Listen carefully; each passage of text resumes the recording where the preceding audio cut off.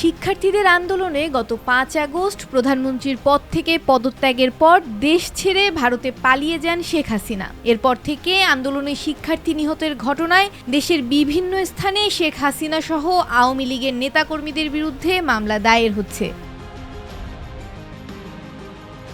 সাবেক প্রধানমন্ত্রী শেখ হাসিনা সহ ১৪ দলের নেতা হাসানুল হক ইনু, রাশেদ খান মেনন ও নজিবুল বশার মাইজ ভান্ডারী সহ সংশ্লিষ্টদের বিরুদ্ধে গণহত্যা ও মানবতা বিরোধী অপরাধে দায়ের করা অভিযোগের তদন্ত শুরু হয়েছে।